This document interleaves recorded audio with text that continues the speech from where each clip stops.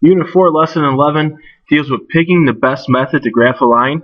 Alright, we've learned three methods of graphing, linear equations, that's tables, x and y intercepts, and slope intercepts. And basically, when we want to use x and y intercepts is when x and y are on the same side. Alright, x and y on same side.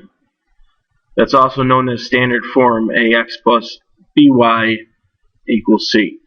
Alright, when y is by itself, we want to use slope-intercept form. Y is by itself, that's y equals mx plus b. And really, tables, we really don't want to use tables. They take too long. Alright, but it's important to know how to do them, and we'll review that in this video as well.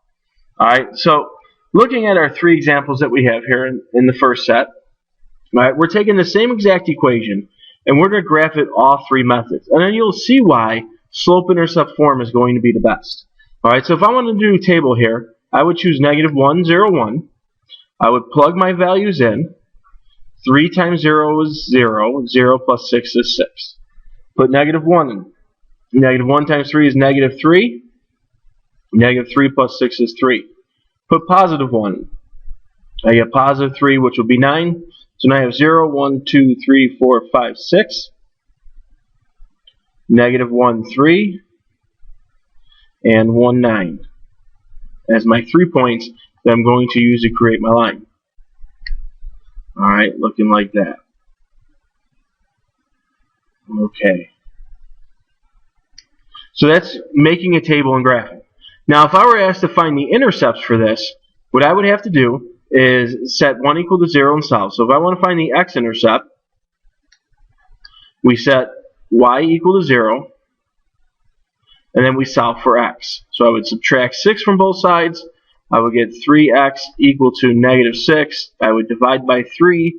That would end up, I'm going to write it right here, x is equal to -2.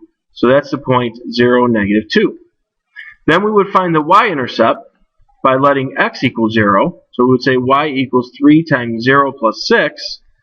0 times anything is 0. So this whole thing is 0. 0 plus 6 is 6. That's the point 0, 6. So I would go 1, 2, 3, 4, 5, 6.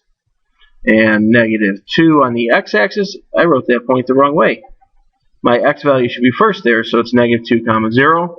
And then I go ahead and connect my dots.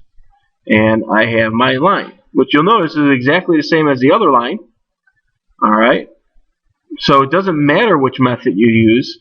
The question is, which one's going to be faster? And that brings us to our last one in this case. If I'm thinking slope-intercept form, I know my slope is 3 over 1. I know my y-intercept is 0, 6. So I would go 1, 2, 3, 4, 5, 6. Then I would go up 1, 2, 3 over 1. Or I could go down 1, 2, 3 and backwards 1. And without doing any work, I get the same exact answers I did in the previous ones that required some work. Excuse me. So, like I said, it doesn't matter which one you choose, but the fastest one there is slope-intercept form. So, we have 3 more examples to look at, and you'll notice again, in these 3 problems, okay, we have the same exact thing each time. Alright? If I want to use a table and graph, or if I want to use slope-intercept form and graph, in both cases, as we learned, we would like to solve this thing for y first. So I would subtract the 2x, I would get 3y equals -2x plus 6, then divide by 3, and I would end up with -2/3 x plus 2. Alright, I would have to repeat all that work over here. Subtract the 2x, get 3y equals -2x plus 6. Divide by 3,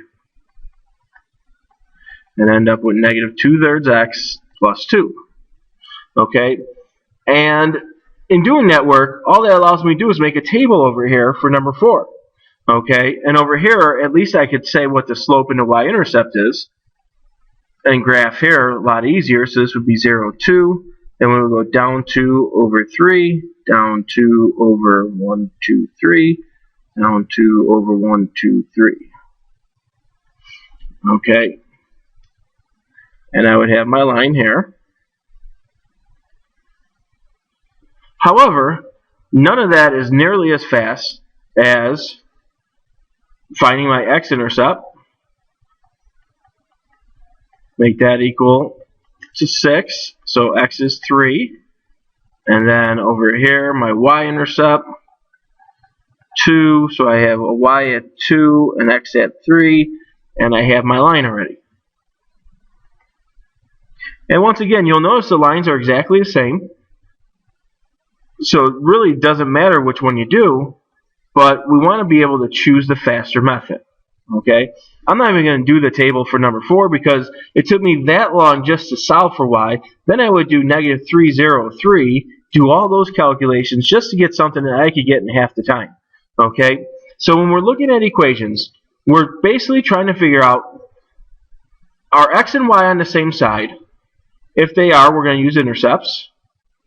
Alright, or is y by itself? Because if it is, we're going to use slope-intercept form.